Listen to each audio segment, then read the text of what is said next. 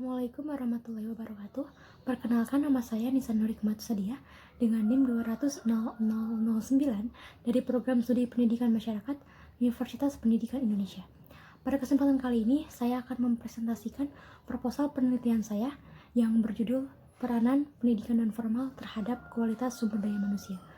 Proposal ini diajukan untuk memenuhi tugas mata kuliah Metodologi Penelitian Kualitatif yang diampu oleh Ibu Dr. Mintarsi MPD dan Bapak Muarifudin MPD.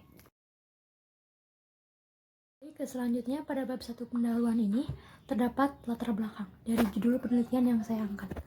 Pendidikan adalah sarana penting untuk meningkatkan sumber daya manusia yang unggul dalam menjamin kelangsungan kemajuan suatu bangsa. Pendidikan merupakan faktor utama pada kehidupan manusia. Pendidikan harus berakhir seumur hidup serta menjadi haknya setiap warga negara. Proses pencapaian tujuan tersebut membutuhkan upaya yang dapat memfasilitasi peningkatan keterampilan dan kemampuan tersebut. Salah satu upaya yang dapat diperbuat oleh organisasi atau instansi adalah dapat mengembangkan sumber daya manusianya. Dalam menempuh pendidikan di Indonesia sendiri, kini tidak lagi hanya melalui jalur formal saja, akan tetapi diatur dalam Undang-Undang Nomor 20 Tahun 2003 tentang Sistem Pendidikan Nasional bahwa persekolahan di Indonesia dibagi menjadi 3 jalur utama, yaitu jalur formal, non-formal, dan informal. Ketiganya ini melengkapi setiap perbedaan, khususnya dalam mengumpulkan keinginan belajar sepanjang hayat. Kemudian, sekolah formal, non-formal, dan informal ini dapat dimasukkan sesuai keinginan melalui jaringan agar pengetahuan dan bakat yang mereka kumpulkan menjadi lebih utuh. Melalui persekolahan formal, non-formal, dan informal yang tercakup akan mempermudah jaringan untuk memilih sekolah mana yang paling tepat dan sesuai dengan keinginan pengembangan diri dan sesuai dengan kemampuan atau kompetensi yang diinginkan dalam hidupnya. Lalu untuk rumusan masalah dari penelitian ini adalah bagaimana peran pendidikan non-formal terhadap kualitas sumber daya manusia. Lalu tujuannya untuk mengetahui mengenai peran pendidikan non-formal terhadap kualitas sumber daya manusia. Dan penelitian ini disusun untuk memberikan manfaat informasi mengenai pentingnya peran pendidikan non-formal terhadap kualitas sumber daya manusia. Lalu untuk bab 2 kajian teori, poin pertama terdapat pengertian pendidikan non-formal itu sendiri. Dalam Undang-Undang Nomor 20 Tahun 2003 dibahas mengenai pendidikan non-formal. Pendidikan non-formal dapat dipahami sebagai jalur pendidikan di luar pendidikan formal yang dapat diselenggarakan secara berjenjang dan terstruktur.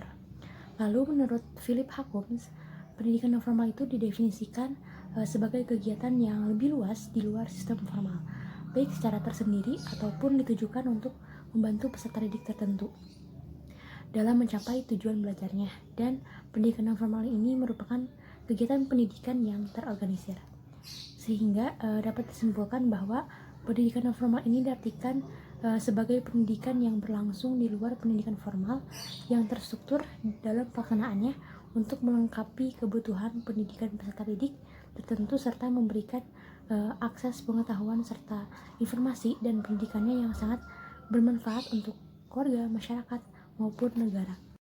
Kedua yaitu ruang lingkup pembelajaran non-formal. Pendidikan non-formal menampilkan struktur sadar dan terorganisir untuk meningkatkan kualitas hidup orang dewasa. Oleh karena itu, belajar dalam konteks non-formal sering dibedakan dari kegiatan di luar lingkungan belajar formal. Dengan partisipasi bersifat sukarela daripada wajib, pendidikan non-formal juga mencakup kegiatan pembelajaran yang memperluas jangkauan peluang orang dewasa dengan penerapan praktis untuk karir individu, minat pribadi, dan komunitas. Sebagian besar partisipasi anak muda dan remaja bersifat mendahului, sedangkan sebagian besar partisipasi orang dewasa tampaknya lebih pragmatis dan melibatkan apa yang saat ini mereka butuhkan dan diinginkan. Kelas pendidikan atau pembelajaran non-formal dewasa ini meliputi program pengembangan sosial dan individu, kesehatan dan keselamatan, serta pelatihan kerja. Selanjutnya, poin yang terakhir dalam bab 2 ini yaitu pengertian sumber daya manusia. Sumber daya manusia biasa disebut dengan SDM yang mengacu pada kekuatan manusia atau strength and energy.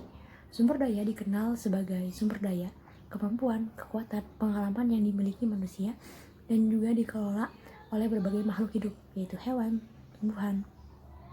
Manusia juga sebagai perencana, pelaksana, pengontrol, dan penganalisis suatu pembangunan, serta dapat menikmati hasil evaluasi mempunyai pengaruh yang besar terhadap keberhasilan pembangunan. Sumber daya manusia ini indikator yang begitu penting dan tidak dapat terpisahkan dari setiap perusahaan, instansi, atau badan usaha. Sumber daya manusia adalah kekuatan pendorong di balik kegiatan perusahaan. Pada intinya, SDM yaitu orang-orang yang dipekerjakan dalam suatu organisasi sebagai pelaku, pemikir, dan perencana untuk mencapai tujuan yang terstruktur. Selanjutnya terdapat bab 3 metodologi penelitian. Poin pertama yaitu jenis penelitian. Jenis penelitian yang digunakan dalam penelitian ini adalah penelitian kualitatif deskriptif, yaitu informasi yang dikumpulkan dalam berbagai kata dan gambar, dan bukan angka. Sering disebutkan bahwa tujuan penelitian kualitatif adalah mencari-cari jawaban atas fenomena atau pertanyaan dengan menerapkan prosedur ilmiah yang sistematis dalam pendekatan kualitatif. Penelitian kualitatif deskriptif semacam ini diaplikasikan dalam penelitian ini sebagai tujuan memperoleh data mengenai peran pendidikan non formal dalam peningkatan kualitas sumber daya manusia secara sangat menyeluruh dan komprehensif. Kedua yaitu subjek penelitian. Subjek penelitian adalah pihak-pihak yang dapat diambil sampelnya dalam sebuah penelitian sebagai cara untuk memberikan statistik tentang masalah-masalah yang ada keterkaitannya dengan penelitian yang akan dilakukan oleh seorang peneliti. Nah, pada penelitian ini yang menjadi subjek penelitian yaitu pengelola lembaga pendidikan non formal seperti lembaga pelatihan kursus serta masyarakat yang pernah mengikuti pelatihan dan kursus. Tiga yaitu waktu dan lokasi penelitian. Penelitian ini akan dilakukan pada tanggal 26 sampai 27 Desember tahun 2022 dan penelitian ini dilakukan di lembaga pelatihan kursus yang ada di Purwakarta. Keempat yaitu teknik pengumpulan data. Teknik pengumpulan data ini adalah upaya untuk memperoleh data yang valid dan akurat yang dapat digunakan sebagai bahan diskusi dan pemecahan masalah.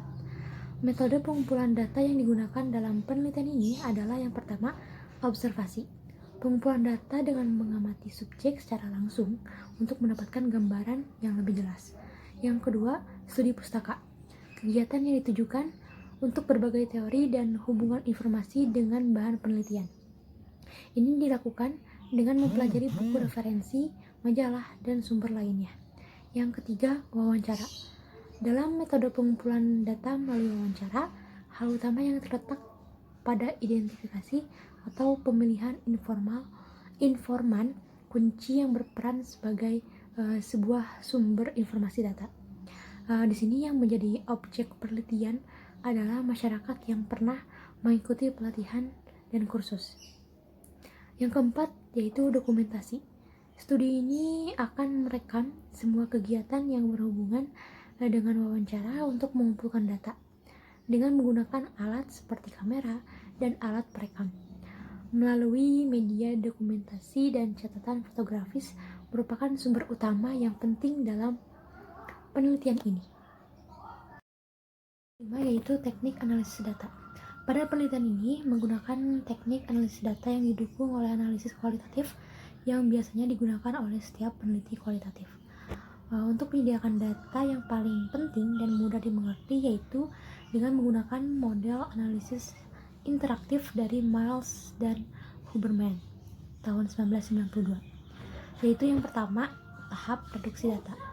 Reduksi data merupakan proses pemilihan data mentah dan tidak diolah yang berlanjut sepanjang proses penelitian melalui tahap pembuatan abstrak, pengkodoan, penelusuran tema, serta membuat ringkasan. Yang kedua, tahap penyajian data. Sekumpulan hasil reduksi data tersebut disusun ke suatu larik yang disebut data tampilan sehingga dapat dilihat gambaran yang lebih lengkap. Yang terakhir yaitu tahap verifikasi data. Verifikasi data studi yaitu mengambil simpulan berlandaskan fakta-fakta dari macam-macam sumber, lalu penulis menarik kesimpulannya.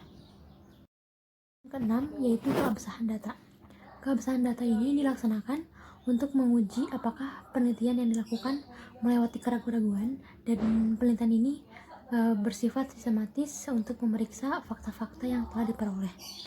Keabsahan data dalam penelitian kualitatif terdiri dari uji kredibilitas, transferabilitas, dependabilitas, dan konfirmabilitas. Keabsahan data yang pertama yaitu uji kredibilitas. Uji kredibilitas terhadap data hasil penelitian yang dituangkan oleh peneliti supaya hasil penelitian yang telah dikerjakan tidak dengan mudah diragukan sebagai sebuah karya ilmiah. Nah, di dalam uji kredibilitas ini terdapat tahapan-tahapannya lagi, yaitu yang pertama, perpanjangan pengamatan. Pengamatan yang diperpanjang dapat menaikkan kepercayaan atau keandalan suatu penelitian dengan memperluas pendekatan observasi. Peneliti kembali terjun ke lapangan observasi dan mengajukan pertanyaan dengan menggunakan sumber informasi yang ada dan sumber faktual yang lebih modern. Yang kedua, meningkatkan kecermatan dalam penelitian. Memelihara untuk menambah akurasi atau konsistenan sehingga pemahaman tentang statistik data dan waktu peristiwa dapat ditangkap secara tepat dan konsisten. Yang ketiga yaitu triangulasi. William Wiersma tahun 1986 mengatakan bahwa triangulasi pada pengujian kredibilitas dimaknai sebagai menganalisis data dari sumber yang berlainan pada contoh yang berbeda. Dengan demikian, triangulasi ini ada triangulasi sumber, triangulasi teknik, dan waktu. Yang keempat yaitu analisis kasus negatif. Dalam hal ini berarti peneliti mencoba menemukan kumpulan data yang khas atau mungkin berlawanan dengan informasi yang ditemukan. Yang kelima yaitu menggunakan bahan referensi. Dalam hal ini berarti peneliti mencoba menemukan kumpulan data yang khas atau mungkin berlawanan dengan informasi yang ditemukan. Yang keenam, mengadakan member check. Tujuan dari diadakannya member check yaitu untuk mengenal seberapa maksimal informasi yang didapatkan searah dengan apa yang diberitahu oleh penyedia informasi. Lalu keabsahan data yang kedua ada transferabilitas. Transferabilitas adalah validitas eksternal pada studi kualitatif. Validitas luar mengungkapkan tingkat akurasi atau penerapan hasil penelitian pada masyarakat dari mana pola itu dikutip. Lalu keabsahan data yang ketiga yaitu dependabilitas. Penelitian yang dependabilitas adalah penelitian jika penelitian yang dilaksanakan tersebut melalui manusia yang berbeda dengan sistem penelitian yang sama akan mendapatkan hasil yang sama sebagaimana mestinya. Lalu keabsahan data yang terakhir yaitu konfirmabilitas. Pengujian konfirmabilitas penelitian kualitatif berarti menguji hasil penelitian yang dikaitkan dengan proses yang dilakukan. Cukup sekian pemaparan dari saya mengenai hasil proposal penelitian yang berjudul Peranan Pendidikan Non Formal terhadap Kualitas Sumber Daya Manusia. Mohon maaf bila terdapat kesalahan. Wassalamualaikum warahmatullahi wabarakatuh.